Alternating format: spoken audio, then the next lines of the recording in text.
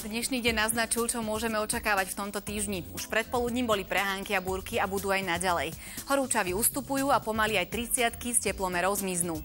Krásny večer. Od západu prišiel do strednej Európy studený front. Súčasne nad Pobaltie sa presúva tlaková níž a spolu prinášajú to dlho očakávané zmiernenie horúčav. Vo štvrtok aj výrazné ochladenie. V Stredomorí zostáva všerom ako v predošlých dňoch. Na Pyrenejskom poloostrove bude jasno až polojasno a až do 34 stupňov.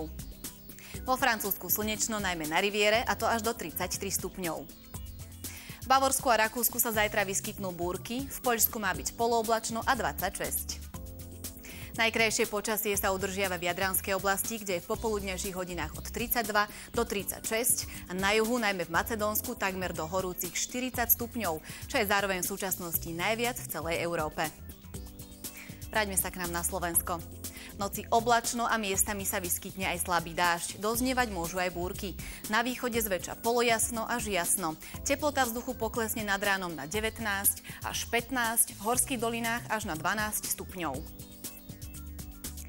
V útorok cez deň opäť prevažne oblačno a početné prehánky a búrky. Vyskytnúť sa môže aj krupobytie. Najvyššia denná teplota 24 až 28, na juhu a juhovýchode aj nad 30 stupňov. Na západnom Slovensku očakávame polooblačno až oblačno a miestami prehánky a búrky. Teplota zväčša od 25 do 28. Severozápadný vietor 10 až 20 km za hodinu.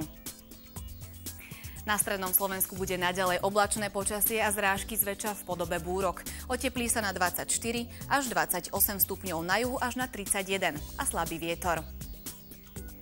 Na východe má byť oblačno, prehánky a búrky. Popoludní teplota od 24 do 28, maximálne do 32 stupňov. Fúkať má slabý severný vietor. Na horách má byť premenlivá oblačnosť aj so zrážkami a už sa aj ochladí. Po výške 2000 metrov bude teplota okolo 11 stupňov. O 500 metrov nižšie má byť do 16 a pod horami sa oteplí na 21 stupňov Celzia.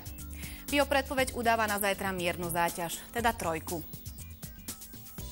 Predpoveď na ďalších 6 dní naznačuje, že už prichádza známe júlové ochladenie. Najvyššia teplota bude už len od 25 do 30 stupňov. V noci má byť na juhu 14 až 18, ale v horských dolinách už aj pod 10 stupňov. Pre niekoho možno aj príjemná zmena. To je odo mňa všetko, majte ešte krásny večer a teším sa na vás aj zajtra. Dovtedy dovidenia.